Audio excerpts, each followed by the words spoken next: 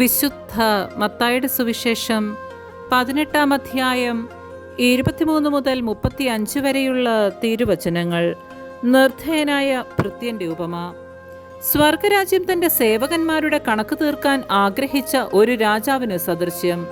കണക്ക് തീർക്കാൻ ആരംഭിച്ചപ്പോൾ 10,000 താലന്ത് കടപ്പെട്ടിരുന്ന ഒരുവനെ അവർ അവന്റെ മുൻപിൽ കൊണ്ടുവന്നു. അവനത് വീട്ടാൻ നിർവാഹമില്ലാതിരുന്നതുകൊണ്ട് അവനെയും ഭാര്യയെയും മക്കളെയും അവന്റെ സമസ്ത വസ്തുക്കളെയും വിറ്റ് കടം വീട്ടാൻ യജമാനൻ കൽപ്പിച്ചു.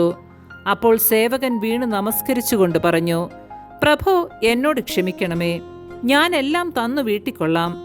ആ സേവകന്റെ യജമാനൻ മനസ്സലിഞ്ഞ് അവനെ വിട്ടയക്കുകയും കടം ഇളച്ചു കൊടുക്കുകയും ചെയ്തു. അവൻ പുറത്തിറങ്ങിയപ്പോൾ തനിക്ക് 100 ദനാറ നൽകാനുണ്ടായിരുന്ന തന്റെ സഹസേവകരിലൊരുവനെ കണ്ടുമുട്ടി. അവന്റെ കഴുത്ത് പിടിച്ച് ഞെരിച്ചുകൊണ്ട് അവൻ പറഞ്ഞു, എനിക്ക് തരാനുള്ളത് തന്നു തീർക്കുക. അപ്പോൾ ആ സഹസേവകൻ അവനോട് വീണപേക്ഷിച്ചു, എന്നോട് ക്ഷമിക്കണമേ, ഞാൻ തന്നു വീട്ടിക്കൊള്ളാം. എന്നാൽ അവൻ സമ്മതിച്ചില്ല.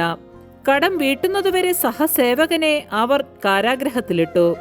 സംഭവിച്ചതറിഞ്ഞ് മറ്റു സേവകന്മാർ വളരെ സങ്കടപ്പെട്ടു. അവർ ചെന്ന് നടന്നതെല്ലാം യജമാനനെ അറിയിച്ചു. യജമാനൻ അവനെ വിളിച്ചു പറഞ്ഞു, ദുഷ്ടനായ സേവക, നീ എന്നോട് കേണപേക്ഷിച്ചതുകൊണ്ട് നിന്റെ കടമെല്ലാം ഞാൻ ഇളച്ചു തന്നു. ഞാൻ നിന്നോട് കരുണ കാണിച്ചതുപോലെ നീയും നിന്റെ സഹസേവകനോട് കരുണ കാണിക്കേണ്ടതായിരുന്നില്ലേ? യജമാനൻ കോപിച്ച് കടം മുഴുവൻ വീട്ടുന്നതുവരെ അവനെ കാരാഗ്രഹ അധികൃതർക്ക് ഏൽപ്പിച്ചു കൊടുത്തു. നിങ്ങൾ സഹോദരനോട് ഹൃദയപൂർവ്വം ക്ഷമിക്കുന്നില്ലെങ്കിൽ എന്റെ സ്വർഗസ്ഥനായ പിതാവ് നിങ്ങളോടും ഇതുപോലെ തന്നെ പ്രവർത്തിക്കും. നമ്മുടെ കർത്താവായ മിശിഹായ്ക്ക് സ്തുതി.